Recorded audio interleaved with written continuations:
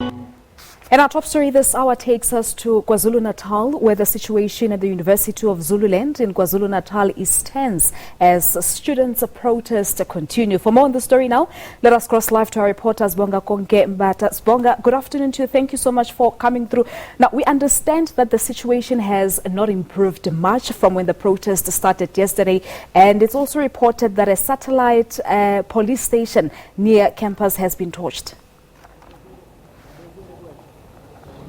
A very good afternoon to you, Balesa and Peter in studio. Yes, of course, I can confirm those details that a satellite police station here has been torched. It is a bit of a distance from the university itself, but it's still within the same vicinity. The information that we're getting from the King Cetshwayo police cluster is that last night around 9 p.m. is the time where things worsened beyond proportion, and that is around the same time where the satellite police station is reported to have been torched by the students themselves. Yesterday, we saw some hectic scenes, Balesa, where we saw the clash a number of times between the students and the police from the university, and the march led up to the N2, where the students attempted to block the N2 because they are saying if they block a national highway, perhaps that's the only time where their grievances will be listened to. And they remain very adamant in their demands. They're saying that safety and security is an issue, and they want the biggest person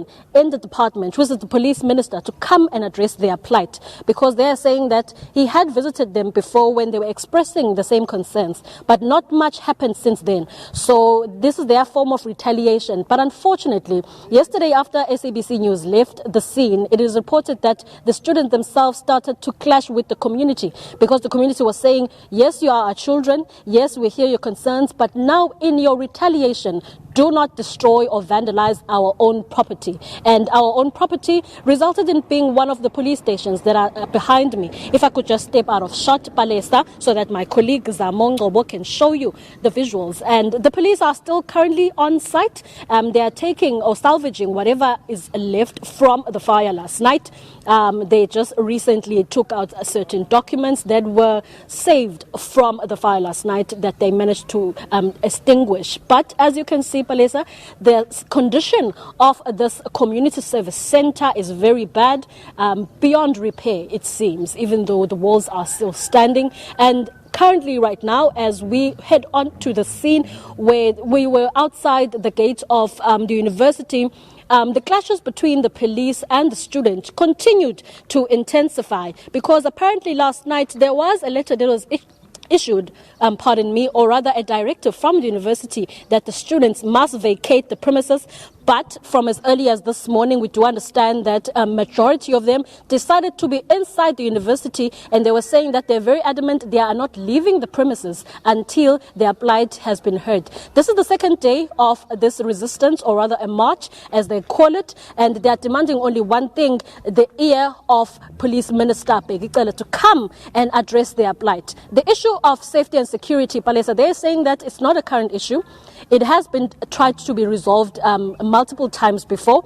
And even here, as we had mentioned earlier on, that when we got here, we heard the news that there was a meeting that is still currently underway between Mkhwanazi Tribal Authority, the students, as well as the MEC of Community Safety and Liaison, Mr. Bekintuli. So we're going to be hearing the contents of that meeting and the resolutions that have been made between those stakeholders. But the majority of the students who are not part of that meeting remain on the premises of the university. And we hear from the police, Palesa, that they are now vandalizing the institution itself, because they are saying, why must we leave? Meanwhile, our grievances have not been heard. So they are planning to stay on campus, continue to vandalize. Meanwhile, the clash between them and the police also continues. But we will be keeping tabs, because we're going to be moving from the satellite station and going back to the university outside where all the activity is happening. There is, of course, a very large contingent of police. The entire King Cetshwayo SAPS cluster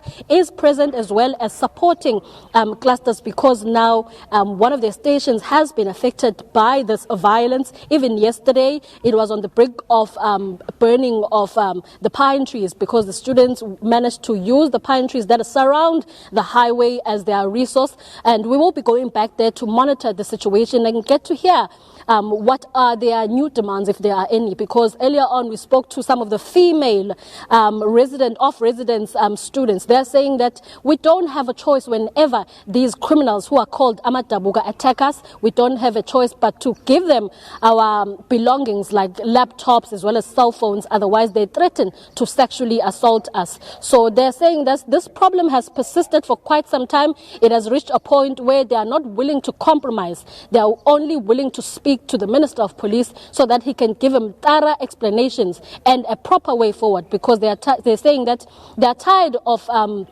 promises. They want government to come and give them solutions to the problem. Palesa? Yeah.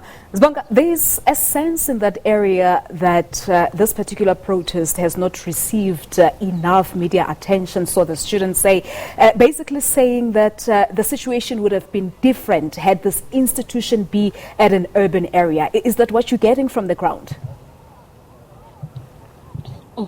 Initially, when we got here yesterday, Palesa, that was the primary statement that they gave me. They were saying, Sisi, if this was UCT or VETS or DUT, where they normally hold strikes, and then they're saying strikes because they have termed it in Zulu as umpidlango. They are saying it's much more intensified. So they would have gotten a much better response or much better attention. But just because they are in the northern parts of KwaZulu-Natal and they are surrounded by the outskirts of the province, so they feel like they are not getting the same or equal attention that they should. Meanwhile, there are also students and they are here for education.